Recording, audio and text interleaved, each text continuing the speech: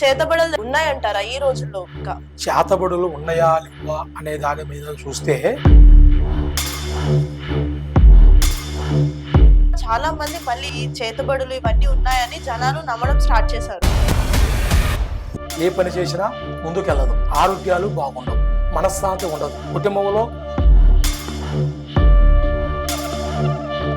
ఆ బాధ పడే వాళ్ళకి తెలుస్తుంది.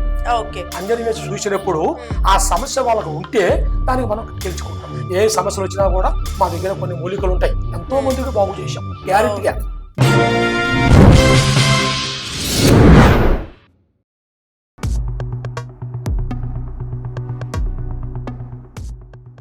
Hi hello viewers, welcome to social post TV. నేను మీ శ్వేత. సో ఈ రోజు మనం నాగోల్లో ఉన్న నిసాన్ షోరూమ్ ఆపోజిట్ లో ఉన్న శ్రీ కనకదుర్గ జ్యోతిషాలయం అయితే వచ్చేసామండి. మరి వీళ్ళ దగ్గర ఈ సమస్యలన్నిటికీ కూడా పరిష్కారం ఉంది అని అంటున్నారు. అది ఎంతవరకు నిజం, అసలు ఇలాంటి సమస్యలు ఉన్నాయా, వీటికి నిజంగా 100% పరిష్కారం అనేది ఉంటుందా అనేది తెలుసుకుందాము. మరి మన లోపలికి వెళ్ళి గురూజీతో మాట్లాడతాం. వచ్చేయండి. నమస్తే గురూజీ, నా పేరు శ్వేత అండి. జ్యోతిషాలయం అని చెప్పేసి చూసి రావడం జరిగింది. అంటే నిజంగానే ఈ చేతబడులు కానీ సమస్యలన్నిటికీ పరిష్కారాలు అనేవి ఉన్నాయంటారా? అంటే ఈ రోజులు ఈ జనరేషన్ అమ్మాయిగా నాకైతే వాటి మీద నమ్మకం లేదండి.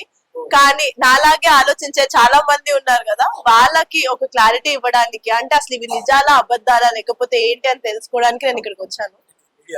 అవునండి, సోషల్ పోస్ట్ టీవీ నుంచి వచ్చాము. నమస్తే అండి. సో మనం ఇందాక అనుకున్నట్లు ఈ చేతబడులు కానీ గాలులు, ఈ ఆత్మలు, దయ్యాలు, ఇలాంటి సందేహాలు మనలో చాలా ఉన్నాయి కదా. మరి వీటన్నిటికి సమాధానాలు ఏంటి అనేది మన గురూజీ లక్ష్మణ్ రాజు గారిని అడిగే తెలుసుకుందామండి. నమస్కారం గురుగారు. నమస్కారం. ఎలా ఉన్నారు? బాగున్నా తల్లి, బాగున్నారా? బాగున్నా అండి. చాలా సంతోషం వచ్చినందుకు. థ్యాంక్ యూ అండి. మీరు అనుకోకుండా వస్తారని మాకు తెలియదు. అవును, అంటే మేము చూస్తున్నాం ఈ మధ్యన మీ వీడియోస్ అన్ని చూస్తున్నాము. చాలా మంది కామెంట్స్ కూడా చేస్తున్నారు, అంటే మాకు గురువు గారు చెప్పిన విధంగా ఇలా జరిగింది, నిజంగానే జరుగుతున్నాయి, ఆయన నిజంగానే చెప్తున్నారు ఇవన్నీ అని. సో అంటే నేను ఇందాక మీతో అన్నా కదా, ఎలాగో నాకు కొంచెం నమ్మకం లేదు వీటి మీద.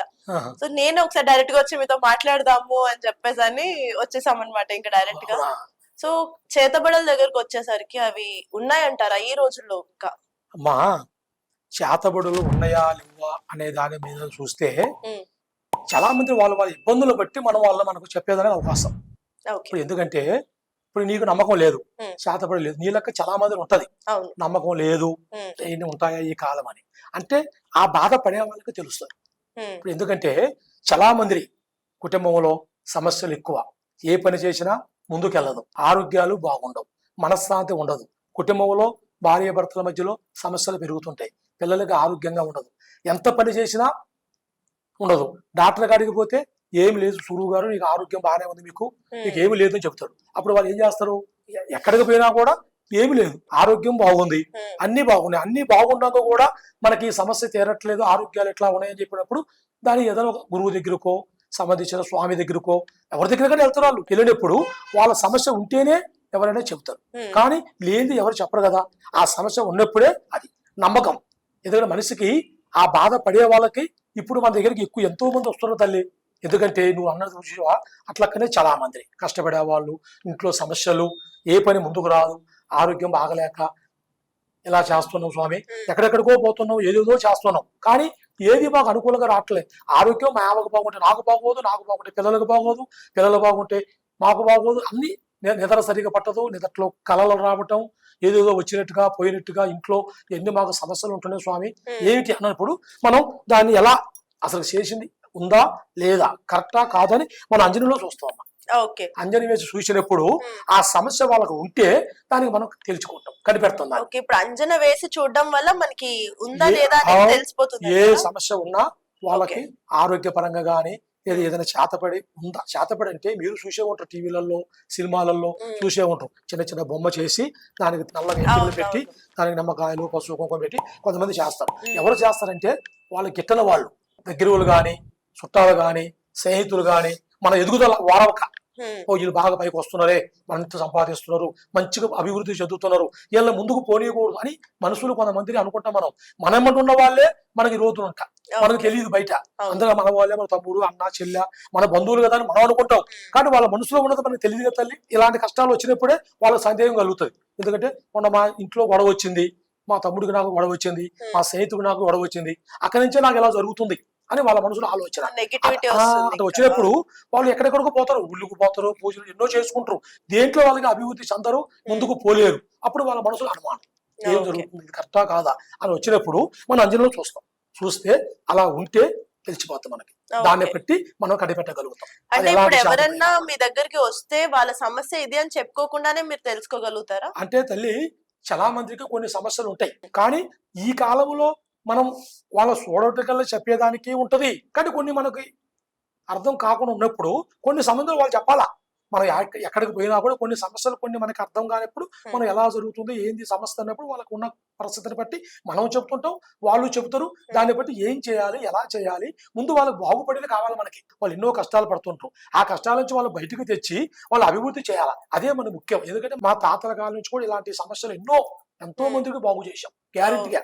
దాంట్లో ఎలాంటి డోకా లేకుండా, ఎలాంటి పెద్ద పెద్ద సమస్యలు ఉన్నా కూడా ఎంతో మంది భార్య భర్తల సమస్య కానీ, ఆరోగ్య సమస్యలు కానీ, కొంతమంది వ్యాపారాలు చేస్తుంటారు, అభివృద్ధి చెందదు.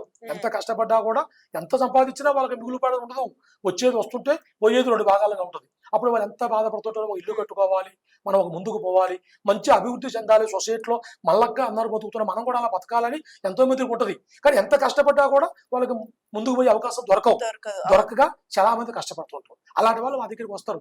ఏ సమస్య వాళ్ళు వస్తారు, స్వామి దేనికి ఇలా జరుగుతుందా, ఎంత డబ్బు వచ్చినా కూడా మిగలట్లే, ఇబ్బందులు కలుగుతున్నాయి, ఇబ్బందుల మీద ఇబ్బందులు కలుగుతున్నాయి, ఏంటి స్వామి మాకు సమస్య వచ్చినప్పుడు మనం చూస్తాం. అంజనేయులు చూసినప్పుడు వాళ్ళు ఎందువల్ల అలా జరుగుతుంది, ఏ కారణం వల్ల ఇలా ఇబ్బందులు పడుతున్నారు అని మనం చూసి దానికి ఏం చేయాలని చెప్పి దానికి అనేది మేము పోయి రాజులుగా తల్లి. ఏ సమస్యలు వచ్చినా కూడా మా దగ్గర కొన్ని మూలికలు ఉంటాయి. సంజీవ ఏరులని, కన్ను దృష్టి కానీ, ఇంట్లో సమస్యలు కానీ, భార్య భర్తల సమస్య కానీ, పిల్లల సమస్య కానీ, చదువులు లేకపోయినా, భార్య భర్తల మాట వినకపోయినా, భర్త మాట విన భార్య, భార్య మాట విన భర్త, ఇవి ఎక్కువ శాతం కూడా అయ్యే జరుగుతున్నాయి. చాలా మంది కూడా మనస్సార్థి పెళ్ళైనాక పిల్లలు పుట్టినా కూడా నాకు వద్దని ఈయనంటాం, లేదా ఆమె వద్దని ఆమంటాం. అలాంటి వాళ్ళు ఎంతో మంది ఇబ్బంది పడుతుంటారు. అది కొన్ని గ్రహాలు, ఒకరు కొన్ని చెడు గ్రహాలు కూడుకున్నప్పుడు ఒకరి మాట ఒకరు వినరు. ఆ గ్రహాల వల్ల చాలా మంది ఇడిపోయే వాళ్ళు ఉన్నారు. అలాంటి వాళ్ళు మా కాడికి వస్తారు. స్వామి మా భార్య ఎంత చెప్పినా నా మాట వినట్లే, ఇట్లా చేస్తుంది, ఏది స్వామి సమస్య అని అడిగే వాళ్ళు ఉంటారు. కొంతమంది ఆడవాళ్ళు వస్తారు, గురువుగారు మా ఆయన పిల్లలు ఉన్నారు, నేను జాబ్ చేస్తున్నా, ఆయన జాబ్ చేస్తుండు, కానీ ఏదో వాళ్ళతో పరిచయాలు పెట్టుకొని నన్ను సరిగ్గా చూసకుండా, నా మాట వినకుండా చాలా నన్ను టార్చర్ పెడుతున్నాడు అండి, ఏమిటి స్వామి గురువుగారు అంటారు. దాంట్లో న్యాయం ఉంది కదమ్మా.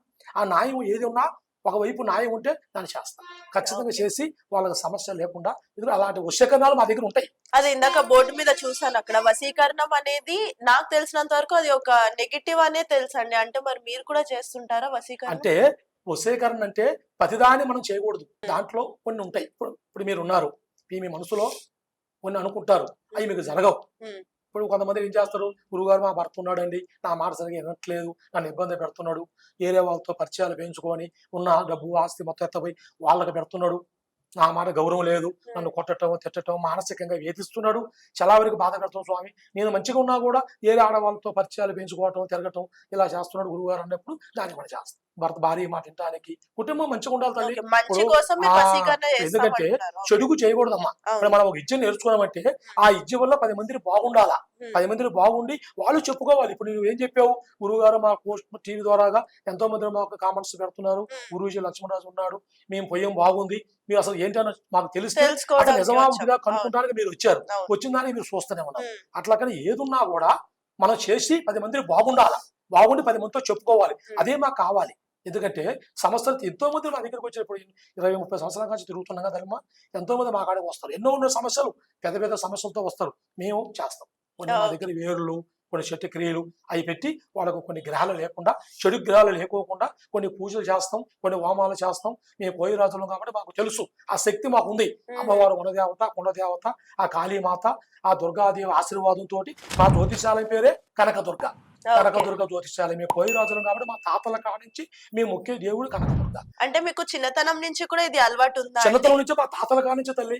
ఇన్ని రోజులు లేని కనకదుర్గ జ్యోతిషాలయం ఈ మధ్యనే ఎందుకు జనాల్లోకి వచ్చింది మరి? అయితే ఈ మధ్యలో వచ్చింది కాదు, నేను చిన్న వయసు కాడ నుంచి కూడా బయటికి వెళ్తాం. ఇంత ముందు ఎందుకు మాకు ఈ ఆఫీసులు మీలాంటి వాళ్ళతో మాట్లాడి మాకు తెలవదు. మా తాతల కాలం కూడా పెద్ద పెద్ద దొరలు వస్తారు మా కాడికి, ఆఫీసర్లు కానీ రాజకీయ నాయకులు కానీ పెద్ద పెద్ద వాళ్ళు మా కాడికి వస్తారు. వచ్చి వాళ్ళ సమస్యలు చెప్పుకుంటారు. పోయిరాజు గారు మేము ఇట్లా పోతున్నాం, ఇట్లా రాజకీయాల్లో మాకు సీటు రావాలి, లేదా దాంట్లో మాకు ఎమ్మెల్యేగా గెలవాలి, దానికి మీద వశ్యకరణ మాకు ఏమైనా ఉందా, మూలికలు ఉన్నాయా అని అడిగే వాళ్ళు ఉంటారు. ఆరోగ్యపరంగా అడిగే వాళ్ళు ఉంటారు. నేరుగా మా కాడికే వస్తారు. వచ్చి వాళ్ళు బాగుపడిన తర్వాత మా ఇంటికి రాండి, మా ఆఫీస్కి రాండి అంటే ఇంతకుముందు మేము వెళ్ళేవాళ్ళం. ఇట్లకనే తలకి పాక కట్టుకొని ఈకి పెట్టుకొని కోయికి పెట్టుకొని ఆఫీసులకు వెళ్ళి పెద్ద పెద్ద ఆఫీసర్లని, రాజకీయ నాయకుల్ని, సినిమా స్టార్లు కూడా పెద్ద పెద్ద వాళ్ళు కూడా కలిసేవాళ్ళం. కానీ ఇప్పుడు వాళ్ళు రావాలంటే అడవిలో ఉంటే రాలేరు కదా తల్లి. దానివల్ల మేము కూడా అందరూ మారుతున్నారు కదా, అందరూ మారినప్పుడు మేము కూడా అదే రకంగా ఉండకూడదుగా. కొంతమంది దొరలు చెబుతారు మీలాంటి వాళ్ళు, ఎందుకంటే మీకు ఎన్నో ఉన్నాయి, ఎన్నో అవకాశాలు ఉన్నాయి, చదువుకుంటే మీకు ఉద్యోగాలు వస్తాయి, మీరు బాగుపడతారు ఎంతో మంది చెప్తుంటారు. దాన్ని బట్టి మేము కూడా కొంచెం కొంచెం మేమంటే అయిపోయింది. ఇక మా పిల్లలనే కొంచెం చదువుకోవాలి, బాగుండాలి కదా అని ఇట్లా సిటీలకు వస్తే మిమ్మల్ని చూసి పిల్లలు కూడా మారుతారు. మేమంటే అయిపోయింది, మాకు ఇట్లా ఉన్నాం. మేము నేర్చుకునే విద్య మాతో పోకూడదు, అది 10 మందికి బాగు చేయాలి, అందరూ బాగుండాలి అన్న ఒక ఆలోచనతోటే మేము చెప్పేది. ఈ రోజుల్లో హాస్పిటల్స్ గల్లీకి ఎలా అయితే పెరుగుకుంటూ వెళ్తున్నాయో ఇలాగే జాతకాలు చెప్పే జ్యోతిషాలయాలు కూడా అలాగే పెరుగుకుంటూ వెళ్తున్నాయి. అవునా? అంటే ఇది జనాల్లో ఉన్న ఇంకా మూఢనమ్మకాల్ని గ్రాప్ చేసుకోవడానికా, లేకపోతే నిజంగా జాతకాలు ఉన్నది ఉన్నట్లు చెప్పే వాళ్ళు ఉన్నారు అనా, లేకు అంటే మార్కెట్ ఎలా ఉంది మీ అభిప్రాయం ప్రకారం? అయితే తల్లి నువ్వు అడిగింది కరెక్టే. చాలా మంది ఉండొచ్చు జ్యోతిషాలు అంటే ఒకరికి సంబంధం ఉండదు. అది ఒక బిజినెస్ అయిపోయింది. బిజినెస్ అని మనం అనకూడదు. ఎందుకంటే కొంతమంది తెలిసి చేసేవాళ్ళు కొంతమంది ఉంటారు, తెలియక చేసేవాళ్ళు కొంతమంది ఉంటారు. దానిలో ఒకరికి తెలియదు, నాకే తెలుసు అని మనం చెప్పకూడదు. ఒకళ్ళు మనం తక్కువ చేసి మనం ఎక్కువగా చెప్పుకోకూడదు. మన దగ్గరికి వచ్చిన వాళ్ళు చెప్పుకోవాలి. ఇప్పుడు మా దగ్గరికి వస్తారు కదా, ఆ వచ్చిన వాళ్ళు, ఆ వచ్చిన ప్రజలు మనం చేసిన పని, మేము మా దేవుడు ఆశీర్వాదంతో చేసిన పని వల్ల వాళ్ళు 100 మందిలో చెప్పుకుంటారు. 10 మంది 100 మంది అవుతారు. 100 మంది ఇప్పుడు ఇన్ని సంవత్సరాలుగా ఇక్కడ మనం ఉంటున్నామంటే మనం ఒక మంచితనం ఉంటే కదా ఉండేది.